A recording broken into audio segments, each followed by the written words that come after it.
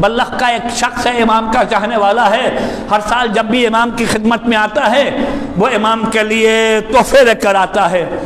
ایک سال جب آنے لگا تو اس کی زوجہ نے کہا تم جب بھی اپنے امام کی خدمت میں جاتے ہو تو اپنے امام کے لیے تحفہ لے جاتے ہو، تحائف لے جاتے ہو، لیکن تمہارا امام تمہیں کبھی کچھ نہیں دیتا۔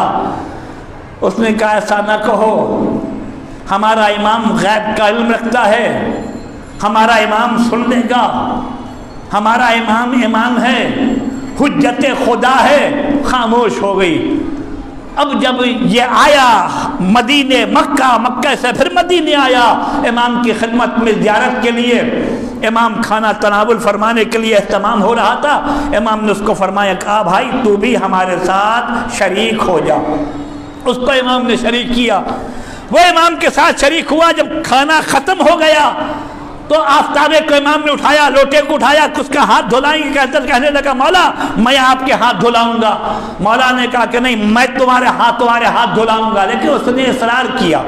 جب اصرار کیا تو مولا نے چھوڑ دیا، اس نے مولا کا ہاتھ دھلایا۔ یہ نیچے تشت ہے، یہ جو نیچے تشت ہے ہاتھ دھلایا، پورا تشت میں پانی بھر گیا۔ امام نے اس سے فرمایا، اپنے چاہنے والے محب سے فرمایا دیکھو یہ کیا ہے؟ کہتا مولا پانی۔ امام نے کہا یہ پانی نہیں بلکہ یہ یاقوت سرخ ہے۔ اگر دہن امام سے نکلا پورا پانی یاقوت سرخ بن گیا۔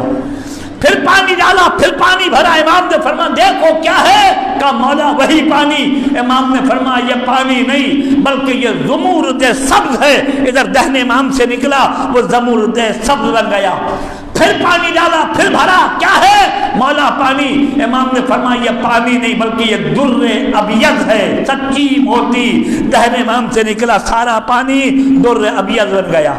امام نے اسے لیا، کہا اپنے دامن کو پھیلا، لے جا اپنی زوجہ کو دے دینا۔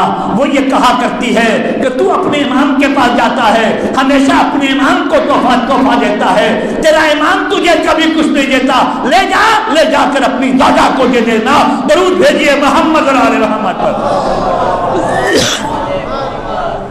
اپنی زوجہ کو دے دینا۔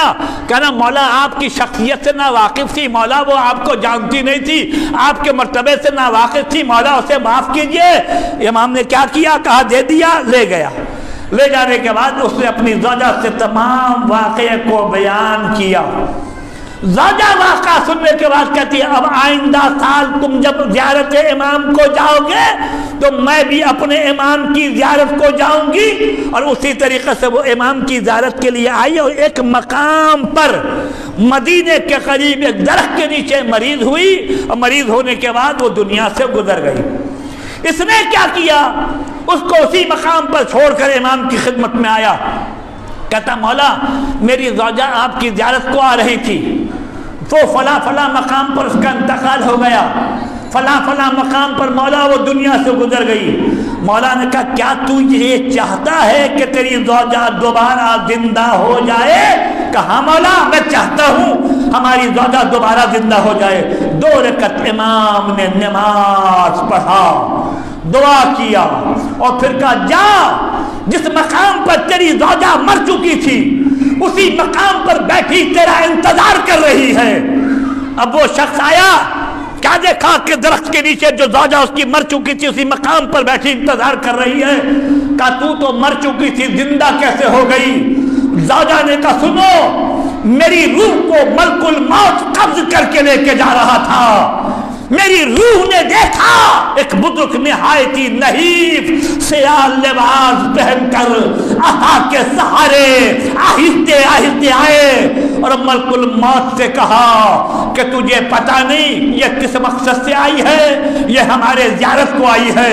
اس کے بعد وہ ضعیفہ کہتی ہے کہ وہ ملک الموت اس بزرگ کے سامنے اس طریقے سے کھڑا تھا جیسے آقا کے سامنے غلام کھڑا رہتا ہے، حاکم کے سامنے محکوم کھڑا رہتا ہے، بادشاہ کے سامنے رعایا کھڑا رہتا ہے۔ پھر ملک الموت نے ہماری روح کو واپس کیا۔ واپس کرنے کے بعد اس ملک الموت نے اس بزرگ کے دست مبارک کو چوما اور یہ کہتا ہوا گیا کہ اے مومنہ تو بڑی خوش نصیب ہے کہ تیری روح قبض کرنے کے سلے میں مجھے میرے امام کی زیارت درود بھیجیے محمد